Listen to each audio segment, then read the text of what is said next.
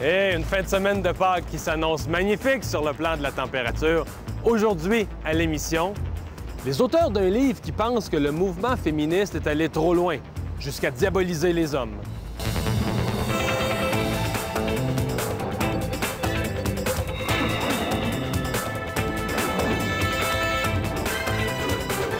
Bienvenue! Pas le moindre doute que le mouvement féministe, ici au Québec comme ailleurs en Occident, a été un mouvement fort du dernier demi-siècle, qui a changé des choses, qui a donné accès aux femmes à une égalité, des opportunités. Maintenant, il y a des gens qui pensent qu'aujourd'hui, le mouvement féministe est allé trop loin. Qui pensent que, exemple, les auteurs d'un livre dont on va parler aujourd'hui disent le gouvernement a même manipulé des statistiques pour faire mal paraître les hommes, pour diaboliser les hommes en exagérant, par exemple, la violence conjugale. Je vous donne le genre des exemples de chiffres, le genre de statistiques qui contestent. 300 000 femmes victimes de violences conjugales. D'ailleurs, c'est le titre de leur livre. Y avez-vous cru 300 000 femmes victimes de violences conjugales? C'est un chiffre que le gouvernement a utilisé, contesté par le livre. 85 des victimes sont des femmes contestées. Les investissements, les hausses d'investissement dans les maisons pour les femmes de 30 à 60 millions, contestées. La question qu'on vous pose aujourd'hui, sur vtl.ca, est-ce que vous pensez que le mouvement féministe est allé trop loin? On reçoit Jean-Claude Boucher et Lise Bilodeau, co-auteurs du livre, plus tard dans l'émission.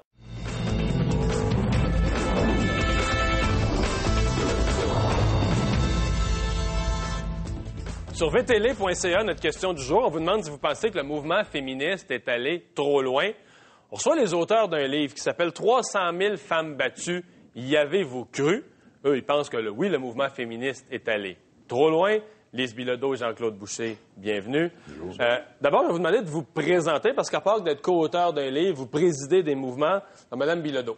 L'Action des nouvelles conjointes a été fondée en 1999 avec un groupe de femmes.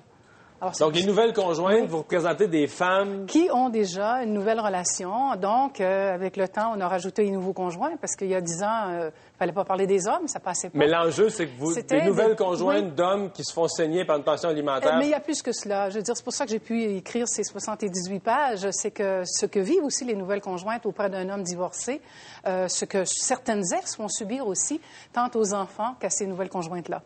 M. Boucher? Oui. Moi, je suis président de la pré-rupture. La fonction principale de la pré-rupture, c'est d'aider les pères à garder un lien significatif avec les enfants après le divorce, séparation. Et notre principal but, c'est évidemment, c'est les enfants, c'est les difficultés que vivent les enfants, parce que les enfants aussi divorcent. Et c'est ça qui est notre fonction. Évidemment, ça a débordé sur de la recherche, sur de la défense de droit aussi. Il y avait, vous êtes de la pré-rupture, il y avait un mouvement semblable, Father for Justice. À un moment donné, il y avait utilisé comme technique, comme moyen de pression, de s'accrocher dans le pont Jacques-Cartier, d'arrêter le trafic. Là, vous avez décidé d'écrire un livre.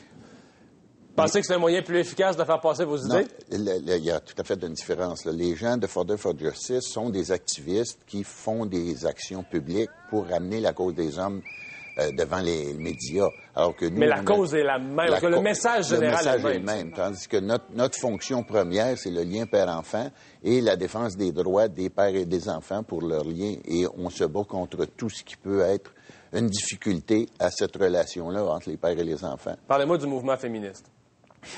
Le mouvement féministe. Au départ, le mouvement féministe était fondé, les femmes n'avaient pas les mêmes droits que les hommes, et là, on recule dans les années 70, le rapport Byrd, etc.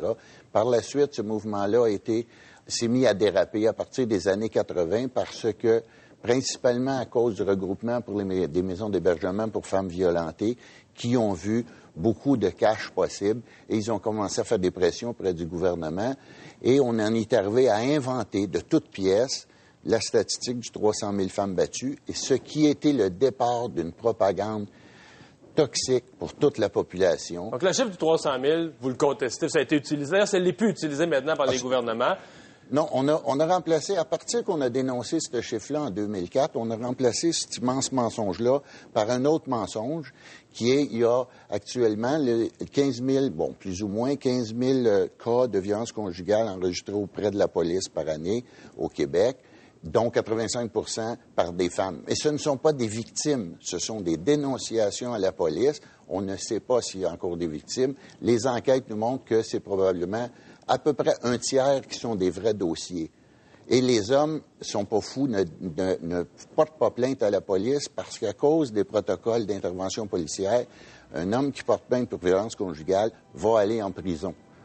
Madame Bilodeau, vous êtes une femme, vous niez pas quand même que le mouvement féministe a fait des choses, puis que, par exemple, la violence conjugale, c'est un problème qui est réel. Les maisons qui accueillent des femmes ont un rôle à jouer pour des femmes qui en ont vraiment besoin. Bien, vous savez, je suis quand même d'un certain âge. Et dans les années 68, le mouvement féministe, pour moi, c'était sacré.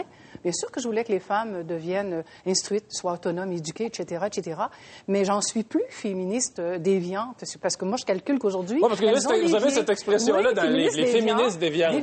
Décrivez-moi ça. C'est un peu comme Jean-Claude dit, c'est qu'à un moment donné, Mme McLeod est partie avec ses chiffres qu'une femme sur 10 au Canada était battue. Québec reprend ça, en fait 300 000. Mais je vous dis toujours, 300 000 femmes battues, ça prend 300 000 hommes aussi.